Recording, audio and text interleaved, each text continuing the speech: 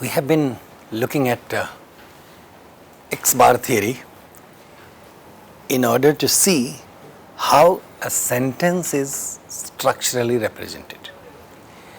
To see how a sentence is structurally represented, we have looked at the structure of a phrase, that is internal structure of a phrase, what it consists of, and then how they combine with another one. If you see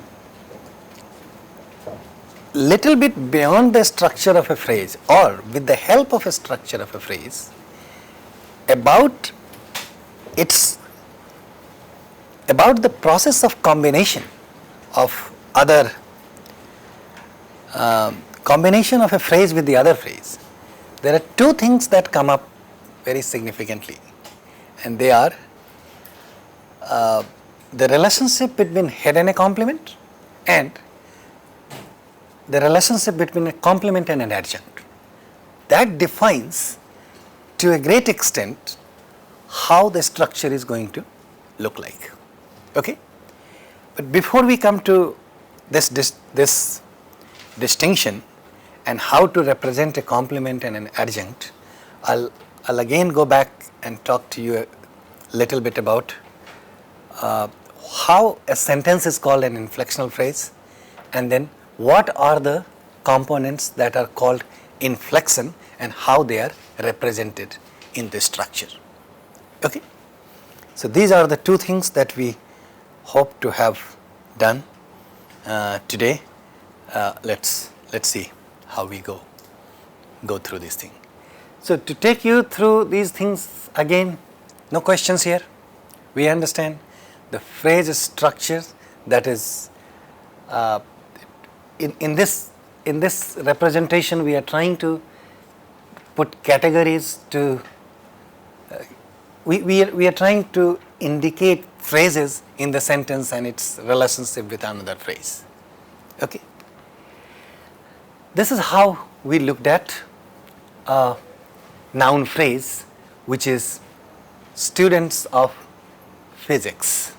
Right? We are still working with the same sentence for the purpose of simplicity and for the purpose that we understand the sentence and the structure properly.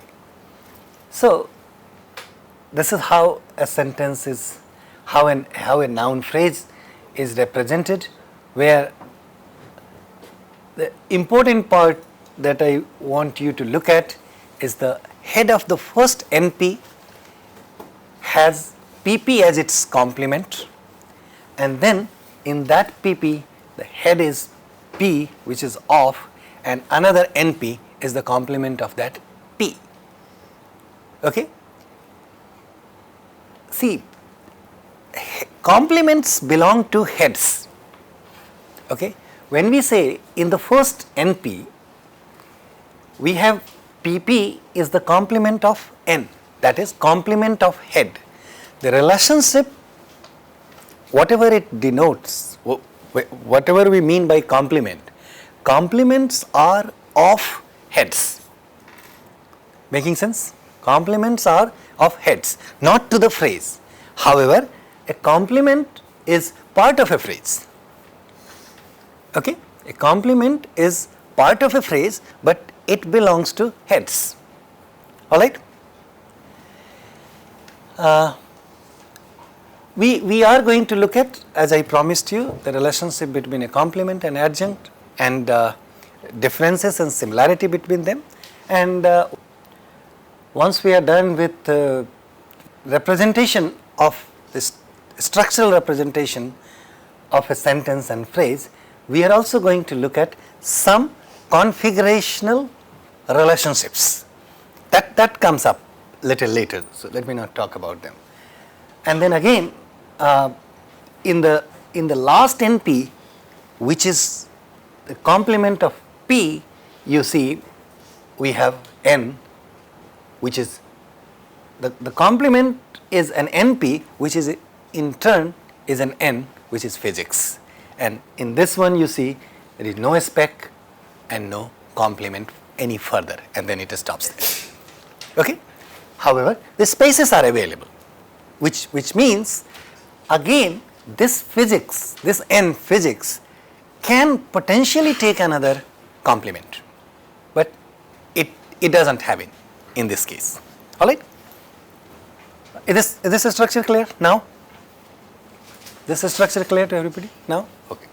Now, we looked at the structure of VP yesterday. We didn't have questions so far, right? Was good? Okay. We here again, we have two things to keep in mind.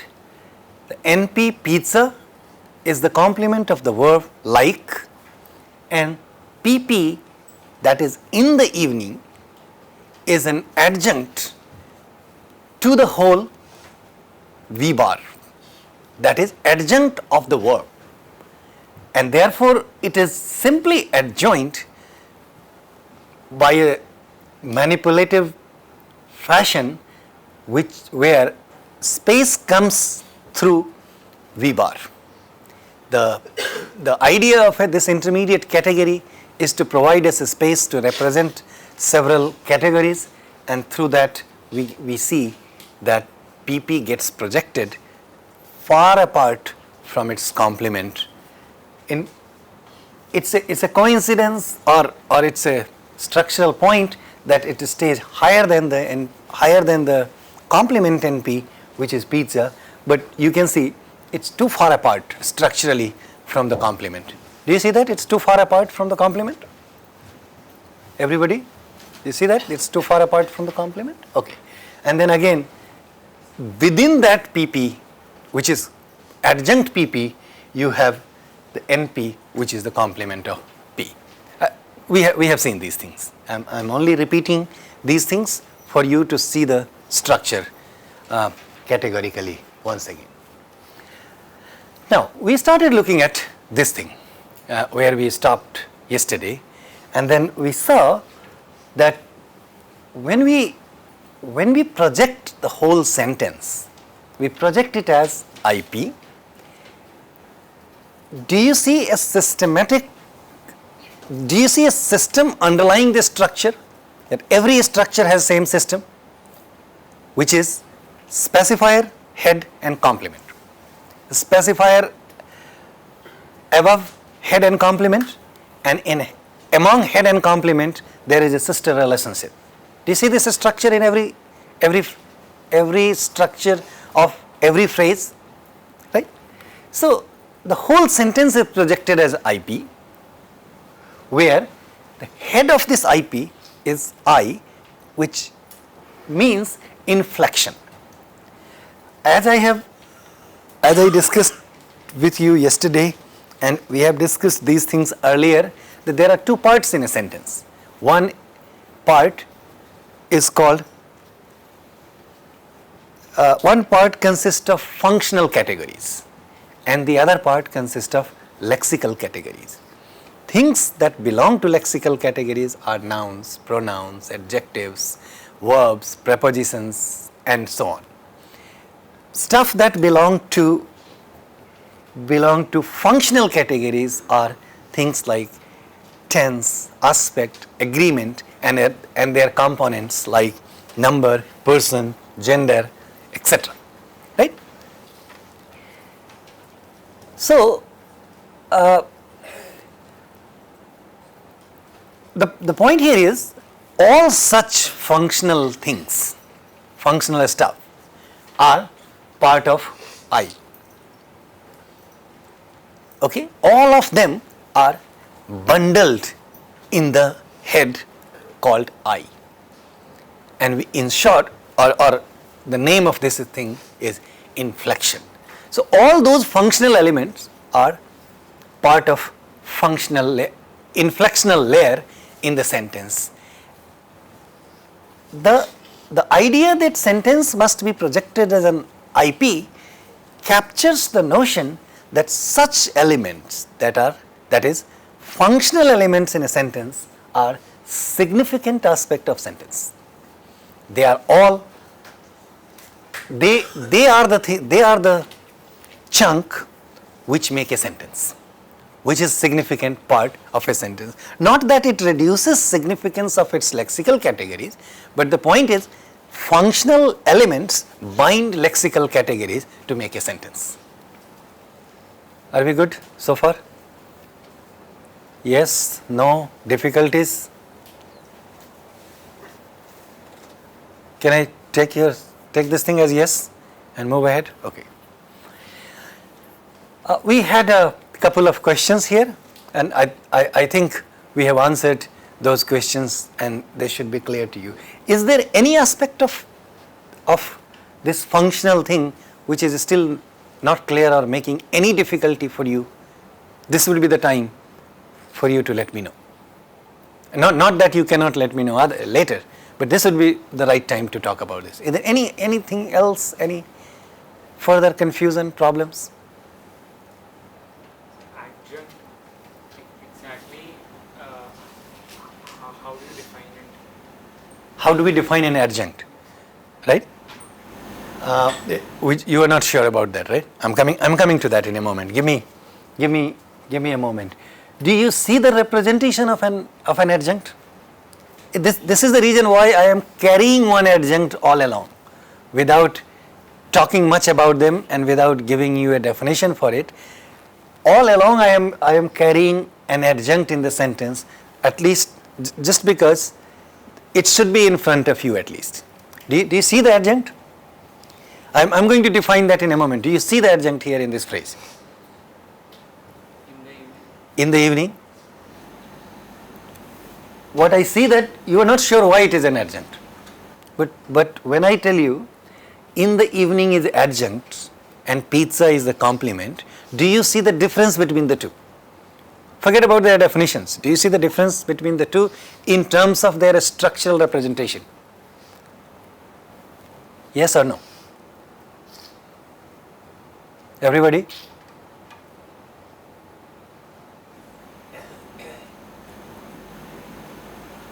You see that, right? You don't see that. Okay. What do you see about the difference between the two? To accommodate the adjunct, an extra layer was added. The B dash. To accommodate adjunct, extra layer is added. That is, by notion in this whole structure, the place of an adjunct is an additional place. Okay, the place of an adjunct is not part of the phrase. Adjunct does not have a space in the original structure of a phrase. Do you see this thing at least? Do you understand the original structure of original place in a structure? Quick, tell me. If there is a problem, tell me that I don't understand the original structure of a phrase. Then only I can move on and talk to you about what original structure of a phrase means. Do you understand when I say original structure of a phrase? No, hold on. Answer my question. Then I will answer your question. The original structure of the phrase is you have a Specifier? X double bar. Yeah, sure. Go ahead. Then you have specifier. Specifier. And, Then you have a X bar. X bar. And then it has X. X. And then a complement. Right? This is the original structure of a phrase. Here, X bar is just a mechanism to go further down. Right? Done. We are left with three things: specifier, head, and a complement. Do you see any space for an adjunct here? There is no. That's what I mean by blueprint of a phrase. That is the structure of a phrase. So in the structure of a phrase, there is no place for adjunct. Okay? The place for complement, however, is located. We do have a space for complement. So when I am asking you, do you see the difference between the two? At least the initial difference, which you can see clearly on the screen, is pizza as an NP is the complement of the head, which is V. Right? At least this much is totally clear. the same status, the PP in the evening does not have the same status. Do you see this point? That doesn't have the same status. What is the status that it has? That is, how is it represented? Is my question clear? Is the question making sense to you? How is it represented? It's not following the structure of a phrase. It's not following the blueprint of a phrase. Blueprint of a phrase. However, it's not violating also the structure of a phrase. Do you see this smart play here? Do you see this? This is what we call manipulation. The smart play is, we don't want to violate the structure. That is, what will be violation of a structure? If we, let's say, if we bring a specifier down and we take complement up, that will be a total blatant violation of structure, and probably we won't be able to capture anything with that. Right? We are not also violating its binary structure, right? Which is, we are not saying that we have an XP here, and we have a specifier, and we have X bar, and here is our head, right? Here is our complement, and now we have an adjunct, so let's put here. That's not what we are saying, because this is again a violation of what we started with, right? Out, not because it doesn't look good or anything, out because this doesn't tell us anything. If we say, what's the problem here? If we say this is the space for our adjunct, right? What's the problem? What's the conceptual ambiguity and mess up here? Structure is not binary. That is, structure is not binary, and what is it not capturing? It also tells you that there is no distinction between a complement and adjunct. In terms of its structural representation here, there is no distinction between a complement and adjunct. That is one, which in turn means that the fact that a head could be, let's say, a head like, which is a verb, right? And we are saying this is transitive, plus transitive, right? Which means, by definition, it's going to take one NP complement. Understand this? We are saying, because verb as a head, if it is transitive, it is going to take an NP complement. In that notion, we are not saying anything about adjunct. We are not saying whether the transitive verb will take an adjunct also, whether it will take two adjuncts, whether it's not going to take any adjuncts. Such things are not guaranteed by the nature of the verb. And if that does not follow from the nature of the verb, then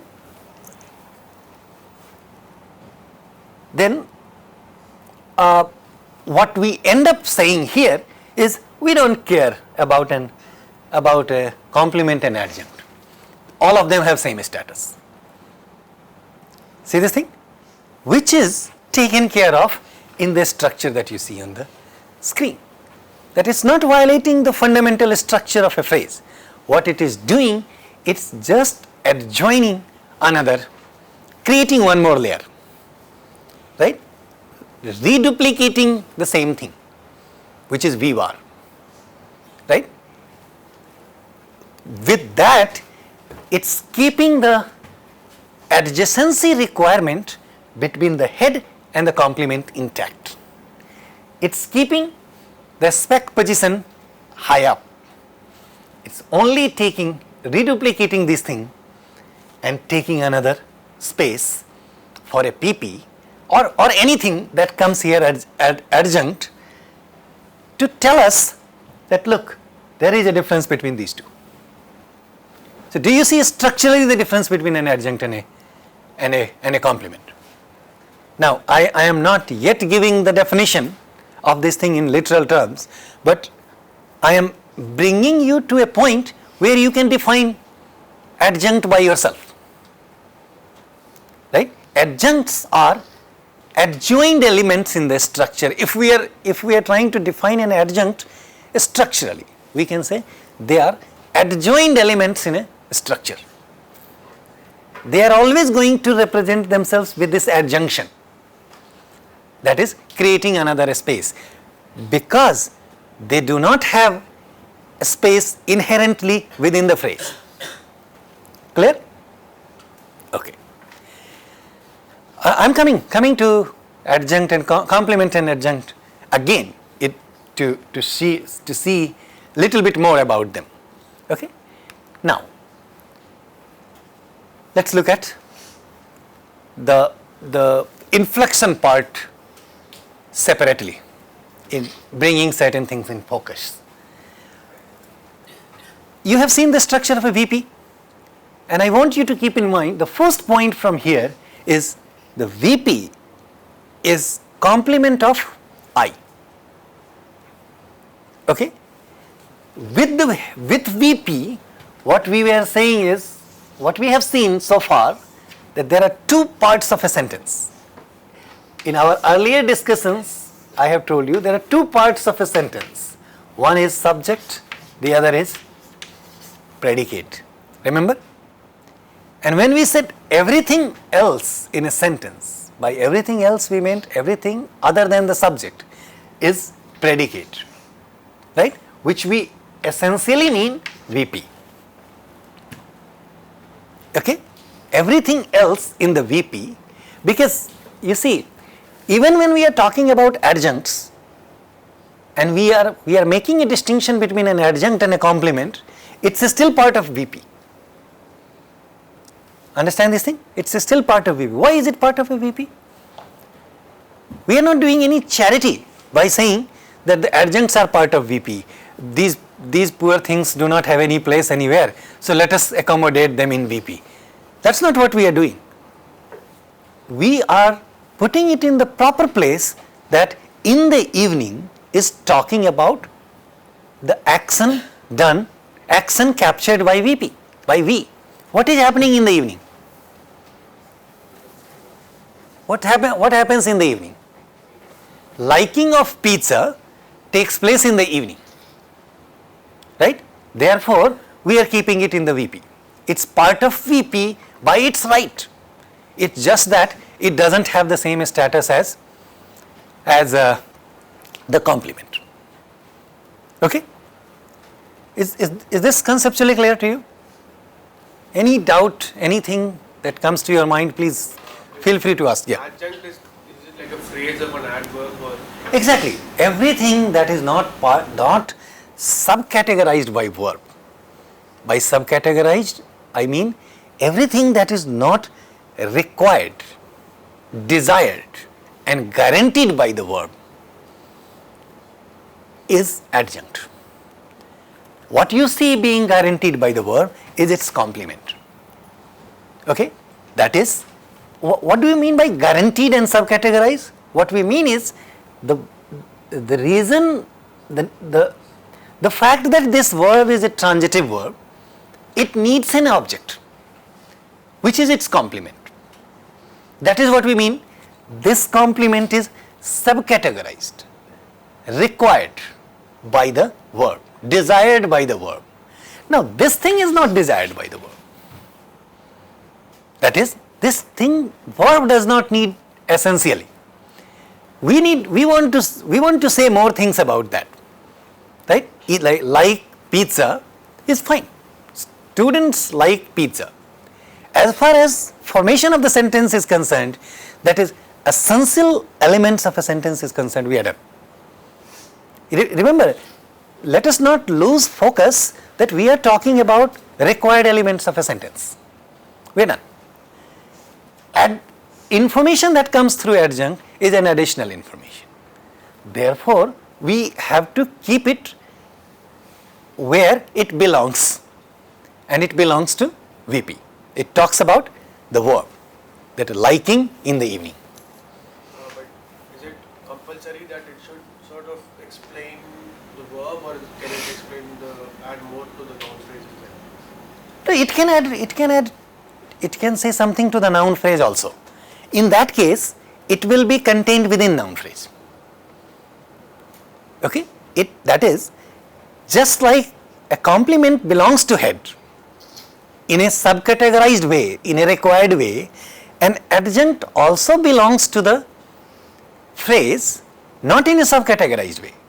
But as long as the adjunct is or adverb is talking about the head, it will be projected in the same head. Since this adjunct is talking about the verb, it is being projected inside the verb. How it's projected inside a noun phrase, I am going to show you that in a moment. Okay? Now, so everything here is part of VP, right? And then we have a subject. Now, so in the scheme of a subject and predicate, what is not visible is the elements represented by I, which essentially binds these two things. Please bear with me and help me understand that you follow this. Do you see what I am trying to show you? That in this scheme of subject and predicate, what is not clearly visible is I. The elements that bind the two things together. Namely, look at what's being projected in I. And these are not the things that we are hearing for the first time. Am I right? Do we understand I thing? I do want to move little faster, but by looking at you sometimes I get lost. And then I don't get a clear idea to whether these things are making sense or not, whether I can go little with the normal speed or not, or I need to go with the speed breakers and reduce the speed. So if you can help me a little bit, then I'll understand. I don't know face reading. Okay? Do you see what's coming in the I? Right? All of them are part of I, which is not clear here. Okay? So this is another advantage of X bar theory, that things that were not possible to project with the phrase structure rules are being projected in the X bar theory, and it has a space for projecting all such things. Clear? I in totality contains all agreement, tense, aspect. It may contain more stuff. Whatever you think is invisible in a sentence, they all belong to I. And therefore, I is the head of the sentence and IP is the projection of a sentence. Okay? VP is the complement of this I, and therefore it has direct relationship with the functional elements. By it I mean VP has direct relationship with functional elements in a sentence. It's directly combined or bound with the functional elements. Okay? Now, talking about the subject, it's projected in the specifier position of the IP, which captures the notion where we started with, that the subject is outside the predicate. Okay? Subject is outside the predicate. It gets projected in the specifier position of the IP. Okay? Now, before I think you have already seen the structure of this NP, which is in the specifier position of the VP. So, not every time we need to put a specifier. We know that that's in a specifier position. We simply put an NP there. Right? We know this position is for a specifier, and in this specifier, what we have seen, in the specifier position of an NP, what have we seen? In the specifier position of an NP, What have we seen so far? Articles, determiners, and things like that. In the specifier position of a sentence, what we see is an NP. NP. Okay? Now, this NP is going to represent sentence. Sorry, this NP is going to represent subject. Now, depending upon what a subject is in a sentence will come in this place. Okay? And you have already seen the structure of this NP. Is it okay structure of the NP, students of physics? Right? Okay. Now, before I go and talk to you about other stuff, there is one more thing that I want to tell you right here. You see, which we will not discuss at length right now, because that comes much later, and if at all we get time in this class, I'll talk to you. Look at this. Do you see anything in the spec position of VP? Like every other phrase, VP is also going to have a specifier, right? It has a spec position. There are two positions about subjects. There are two things that have been argued about subject. In one notion, people have tried to put subject as a spec of IP, maintaining this notion that the subject is outside the predicate. Okay? In the other position, some people have argued that subject actually originates inside VP. Okay? Which is the spec position of VP. And then later on, it gets projected outside. Now, it's not going to make much sense right now, or maybe I am underestimating you, but I am only trying to say that there are two positions for the representation of subject. None of them, a discussion into that is not relevant at this point. Those are just two theoretical positions, and both positions have their own arguments. Why inside VP? Why outside VP? They have their own arguments, right? At one level, both can be combined together, and one can see how they are actually represented. But that's not relevant right now. You may ask a question, if it is not relevant, why are you talking about it then? The reason why I am talking about it is, when did I talk to you about the notion of deep structure and surface structure? Not yet. Okay. Whatever I am discussing so far, either with the phrase structure rules or with the structure, these are representation of sentence, projection of lexical and functional categories both at deep structure. Okay. We have talked about I language and E language. Remember? I language and E language. Is that distinction clear to you? Within I language, now forget E language for the time being. Within I language, there could be two layers. One is deep structure, which is called D structure, and the other is called surface structure, which is written as S structure. Both are parts of I language. Now what happens is, we are still talking about deep structure, right? We are still talking about deep structure. When the sentence gets a complete projection, that stage is called S structure. When you see this complete projection, that is, projection of every single element in a sentence is done, then we call that S structure. Okay? So the argument, the reason why I talked about inside VP and outside VP is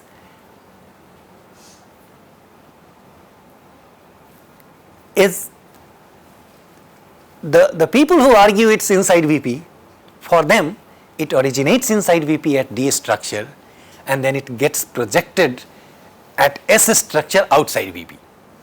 Now, don't pay much attention to this thing right now. I just wanted to talk about deep structure and S structure. I just wanted to bring in these two notions. I'm going to show you more to connect these two things, and then probably it will make little bit more sense. Okay? So let's go stepwise. So, Yeah. previous slide. see that PP is not following the blueprint of phase structure. Okay. If we want to be pedantic, we can actually introduce a P bar and a specifier, and then P prime splits into Pn and NP. Yes. Will that be correct? Yeah. No. That is definitely correct, and that is correct not because it's not following the phrase structure. The moment we say PP is the adjunct, that phrase is going to follow exactly the original phrase structure rules. What we are saying it does not belong to VP. That's all we are saying. To accommodate it in VP, we need some extra layer. That's all we are saying. When we say it doesn't belong, once it's a PP, it is going to be projected like PP you see here. And again, because I have shown you this thing, so I have put that in short, that is shortcut. Clear? Sure. This thing clear? Now, I want you to look at this thing little carefully. Don't be scared of this thing. It's exactly what you have seen so far. I give you 20 seconds to look at it, and if there is anything that is not making sense, let me know.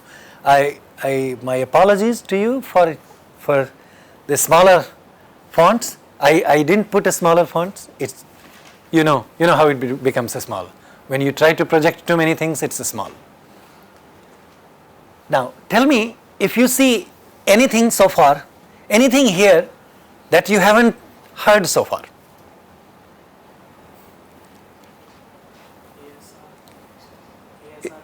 Where is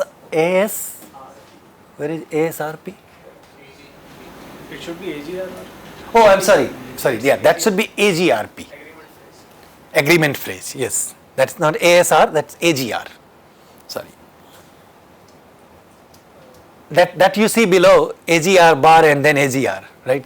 That's a small typo. Good. Then you see. So we start with IP, right? Then we go to AGRP. Then we go to TP, and then we go to ASP, and then we go to VP. You see this thing? Now, even by making it a small, that is smaller fonts, I am trying to connect them in phrasal fashion.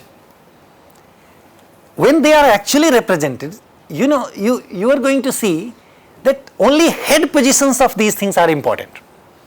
Okay, so when people actually draw them, they don't draw spec positions for these things. But for you to see, I have tried to draw spec position just so that you see, and you see how they are combined. Okay. Now remember, again, when I say they are not drawn, I am not saying they are not there. We just don't draw that space. That is a spec. If we want to draw, nobody wants to stop us. It's just going to be longer. And if you are okay with that, then it's fine. Now, so we start with IP. We have the spec position of IP. We start with the head I and then AGRP. We have again a spec position of that and head of that, right? In the complement position of AGRP, what do you see? In the complement position of AGRP, TP, right? It has again its own head and a specifier. And what's in the complement position of TP? Aspect. And then again it has its own spec and head. And in the complement position of a TP, what do we see? In the complement position of ASP, what do you see? VP. Now this so far, where you see the red line, right? So far is just the expansion of this IP, this I. Do you see this thing? What you see in the next slide before the red line is simply expansion of this I.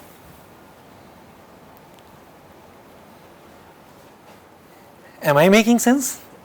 Are these things making sense to you? If you want me to take a pause, I can wait and talk to you. This Exactly. But in the other representation, it doesn't come in the head quotient, whereas it comes as It- expansion of complement. Exactly, it's just been expanded. So here we are saying, whatever is the agreement, let's take the sentence, again the same sentence, students of physics like pizza in the evening, right? What do you see in the I position here? Hence, We are just putting present tense, we are putting one thing. I can put again here present tense, indefinite aspect, right, and singular agreement. That's all. All three of them I can put in the I position, and I am still saying the same thing. Okay? To expand this I, that is to put more things, I have tried to tell you that all three of them are here. Right? In the next one, all I am saying is, in the I, again, sorry, in the I position where you see present tense, that's not going to be there. I'm sorry, that's another error. Do you understand what I am saying? In the I position here, the present that you see, that's not going to be here. It's going to be here. Okay? It's going to be here. So, you are going to have singular agreement here, okay, present tense here, and indefinite aspect here. Okay? Get this thing? Now, there are still couple of anomalies in this structure. Once you try to follow this thing, someone can ask you, then what's the need of I? You are already projecting everything. Do you understand my question? If I am already projecting everything separately, that is AGR, T and aspect, then what's the need of this I? Understand me? Understand this thing?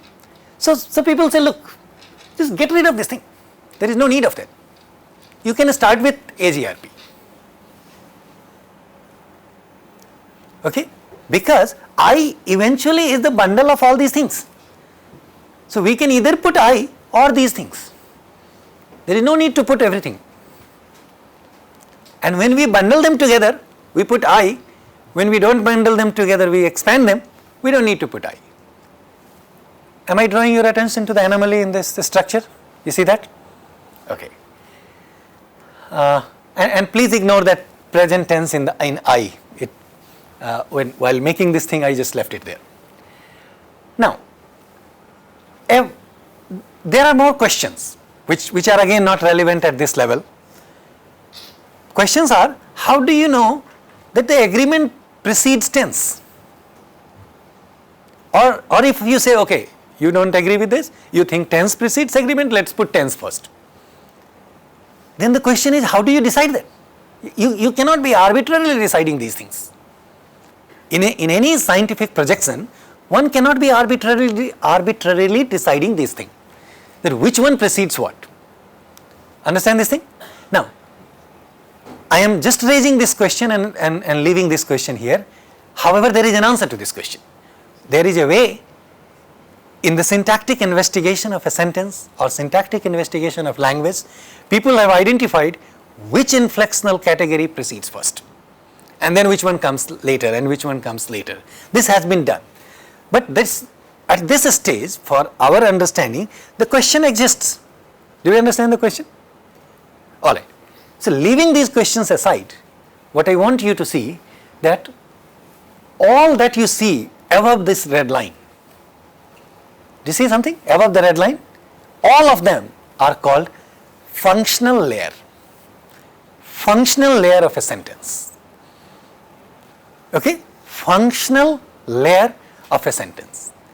And beyond this, below the red line where you see VP starting, okay? When you see VP starting, that's called lexical layer of sentence. So, all along what we have been talking about functional categories and lexical categories, that's the distinction. And if you can see this distinction between functional layer and lexical layer, okay, do you see this thing?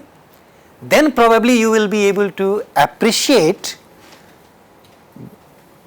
then probably you will be able to appreciate why someone would be tempted to put the hypothesis forth that subject originates inside VP. Let me say it again. If you see the distinction between functional layer and lexical layer, then probably you can appreciate why someone will put forth the hypothesis that the subject originates inside VP. Because subject eventually is an NP. It's a lexical category. How does it belong to functional layer? Understand this thing? So that's the genesis of someone's position on why it should originate inside VP. Number one, then the question is, if it does not originate inside VP, if it originates inside VP, how does it go up? These questions are answered phase by phase later. But I want you to see the relevance of these questions with the help of this understanding. Okay?